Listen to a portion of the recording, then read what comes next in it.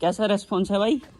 मैं कह रहा वायरलेस का रेस्पॉन्स 65% था 64। लाख रुपए अगर खर्च करते हैं तो वर्थ इट है।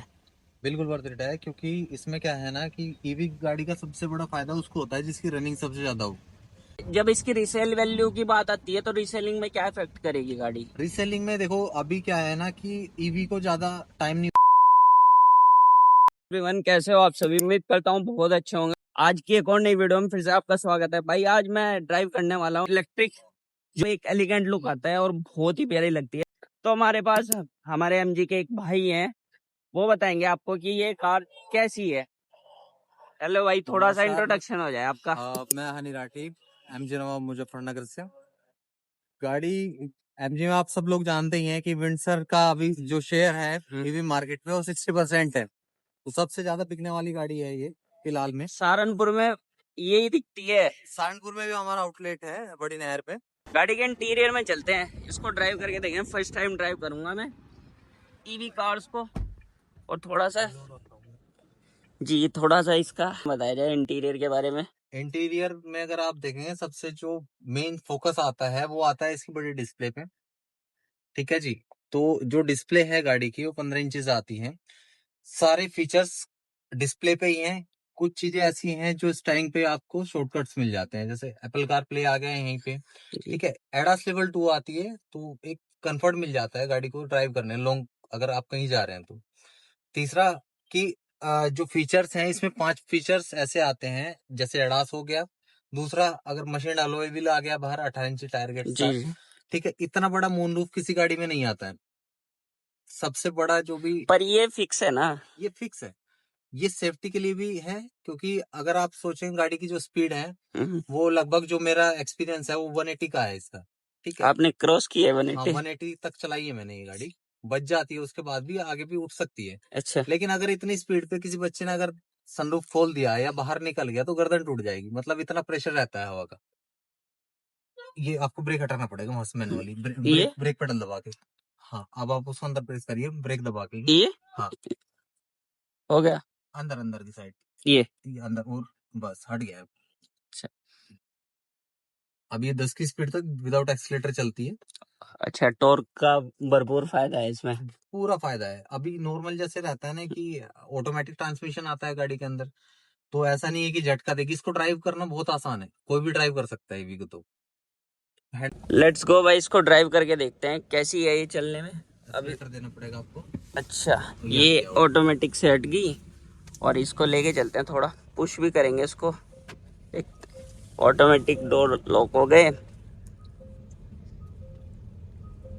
अभी ये इको प्लस मोड में है, तो थोड़ा सा ना ये लगेगा कि गाड़ी खींच नहीं रही है, लोड पे ले चल रही है। हाँ, क्योंकि क्या होता है ना, सिटी में इको प्लस पे ही चलती है गाड़ी, और सबसे ज्यादा बैटरी सेविंग इसी मोड में होती है। हाँ ये तो है। अगर मैं इसको स्पोर्ट में स्पोर्ट भी होगा इसमें? स्पोर्ट्स भी है इसमें। इको के बाद, इको प्लस के बाद इको आता है, फिर नॉर्मल आता है, फिर स्पोर्ट। अच्छा, वो जो ब्रेक जो मोड लगते हैं वो ऑटोमेटिक से लगते हैं? हाँ, यानी कि आपको कोई भी पर्टिकुलर बटन नहीं दिया गया है जिससे आप इसके मोड्स वगैरह मोड चेंज हो जाते हैं। इसको क्या ये यहाँ पे है कि ये ऑप्शन है, यहाँ से चेंज कर सकते हैं, या फिर जी आपको क्या करना है कि आपको सेटिंग में जाना है व्हीकल की। ठीक है जी, आप व्हीकल सेटिंग में आ गए। आपको यहाँ पे व्हीकल सेटिंग में जाके ये स्टीयरिंग का ऑप्शन है और ये ड्राइव मोड को यहाँ पे रख देना है। अब आप यहाँ से इसको ना चेंज कर सकते हैं मोड को। इको में चला गया गाड़ी, अब दोबारा दबाएंगे आप बटन को, ये नॉर्मल में आ गई। ये मेंशन तो हुआ नहीं है पर कहीं पे। शॉर्टकट है एक, कोई भी शॉर्टकट आप इस बटन पे रख भाई सकते हैं। मतलब एक पर्टिकुलर ये तो पता होना चाहिए ना कि इस मोड पे अभी हाल फिलहाल में गाड़ी रन अप है। हाँ, वो वहाँ पे है ना। अच्छा, ये यहाँ पे आ गया। नॉर्मल आ जाएगा, नॉर्मल पे चल। अब ये नॉर्मल, ये आ गया स्पोर्ट। अब स्पोर्ट पे क्रूज करते हैं। 90 100 तो बहुत जल्दी क्रॉस करती है। अगर मैं इंस्टेंट ब्रेक अप्लाई करूंगा,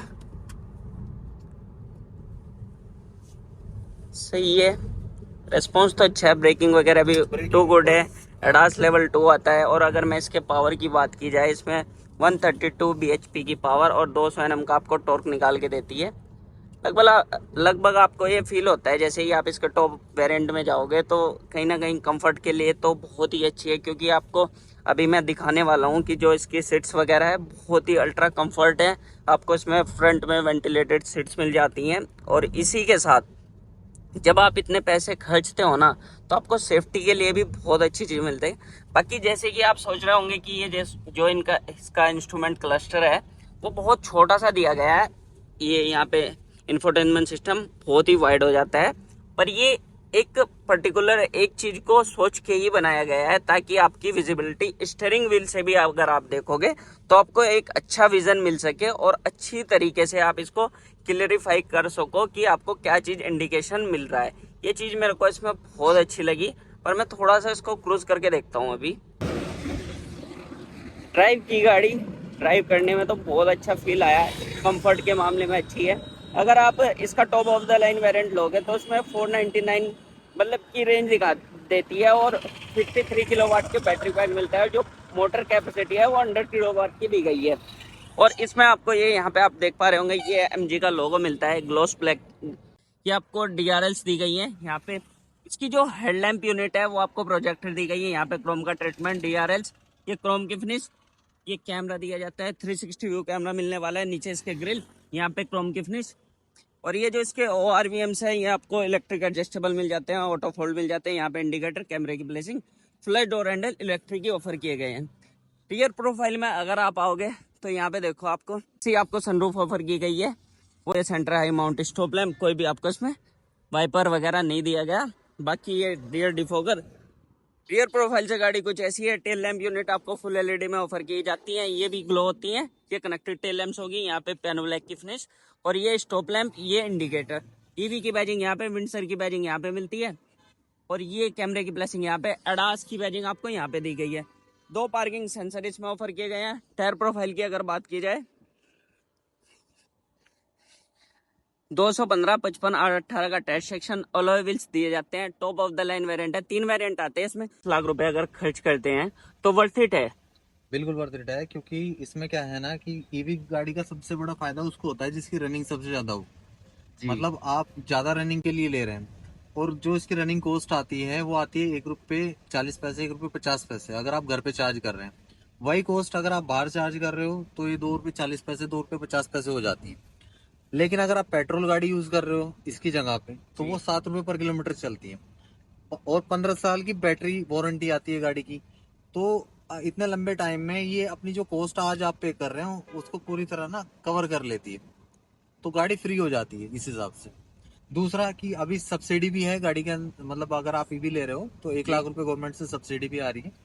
जैसे परफॉर्मेंस तो एक नंबर है गाड़ी का, पर जब इसकी रीसेल वैल्यू की बात आती है तो रीसेलिंग में क्या इफेक्ट करेगी गाड़ी? रीसेलिंग में देखो अभी क्या है ना कि ईवी को ज्यादा टाइम नहीं हुआ है आए हुए मार्केट में, तो जैसे जैसे मार्केट बन रही है रीसेल भी का भी मार्केट बन रहा है इसका, तो थोड़ा टाइम लगेगा रीसेल के लिए भी, 1-2 साल में हो जाएगा सब।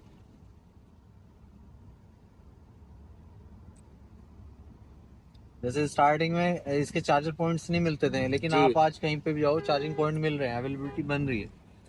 वो तो तो इस हिसाब डेवलपमेंट तो धीरे धीरे ही होगा ना, अब एकदम से तो कुछ चीज नहीं हो पाती। बिल्कुल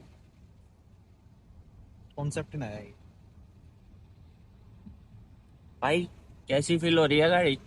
बढ़िया आ रहा भाई, पिकअप भी आएंगे। वैसे पेट्रोल, पहले हम ये सोचते थे कि पेट्रोल का परफॉर्मेंस ज्यादा बेटर रहता है, पर जब से ईवी सेगमेंट्स की कार आई है इनका परफॉर्मेंस तो एक नंबर रहता है। हाँ फर्क हो गया ना, क्योंकि देखो इंजन को कैसा रेस्पॉन्स है भाई? अच्छा है, मैं कह रहा माइलेज का कि Response। 65% था 64। वो इसको जरूरत पड़ गई होगी ना, पुश कर रहा था भाई तो। कुछ इस तरह की है, इसमें लॉक बूट ओपन इसका हो जाएगा। बूट भी एक बार मैं आपको चेकआउट करा दूं, इसका बूट कैसा है।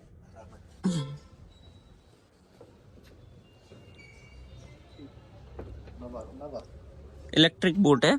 कितना है? 104 लीटर आता है जी, 604 लीटर। ये स्पेयर व्हील नहीं है? नहीं, स्पेयर व्हील आता नहीं है, सब ऊपर मिलेगा। सब ऊपर। स्पेयर व्हील तो क्योंकि स्पेस भी है तो इसी के ऊपर जाल लग जाता है, और जाल के ऊपर फिर ना पूरा किट आता है इसका स्पेयर व्हील में, जी। सब कुछ सेटिंग हो जाती है। और ये जो है ये यहाँ आ जाती है, इतने ऊपर उठ जाती है। इतना तो चलेगा पर स्पेयर व्हील होना चाहिए देखो। स्पेयर व्हील अभी नहीं, किसी भी ईवी में नहीं दे रही है कंपनी। अच्छा, ये कॉमेट brand वगैरह में नहीं है? नहीं, कोई नहीं तो और यहाँ पे अगर मैं होल्ड करूंगा इसको तो हो क्या है? जाएगा। एंटी पिंच आता है ये भी। अच्छा, हाथ रखूं, ट्राई करके देखूं? हाँ बिल्कुल, कौन? थोड़ा तो दबाव डालेगा फिर अच्छा अच्छा। वापस हो जाएगा। नहीं, लास्ट टाइम मेरा उसमें ये स्कोडा देखो, की सनरूफ। जैसे ही है ना, इतना प्रेशर डालता है ये, ठीक है। जो उसके बाद रुक जाएगा, आप ऊपर करोगे आप इसको, फिर से ऊपर जाएगा, जी। मतलब बंद नहीं होगा। फिर उसके बाद पूरा आएगा ये नीचे। वहाँ पे सेटिंग भी आती है इसकी डिस्प्ले पे कि आपको कितना सेट करना है। वो 50% ओपन करना है, जैसे दीवार आ गई ऊपर, पूरा नहीं खोल सकते आप इसको, तो वहाँ पे आप सेट भी कर सकते हो ओ, कि आधा खुले या इतना खुले, ये कितना बिछा हुआ। एक मिनट।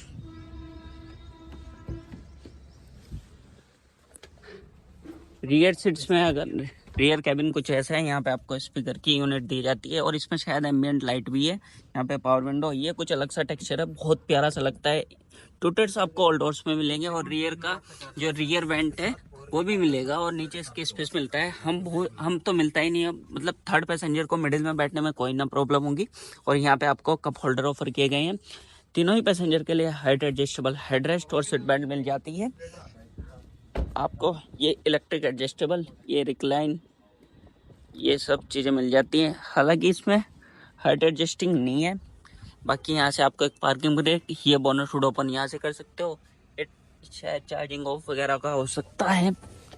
ये आपको एक यूएसबी पॉइंट, एक fast charging C type point मिलता है, वायरलेस चार्जिंग यहाँ पे आपको ये मिलता है। स्टीयरिंग व्हील कुछ ऐसा है, लेदर रैपिंग मिलती है।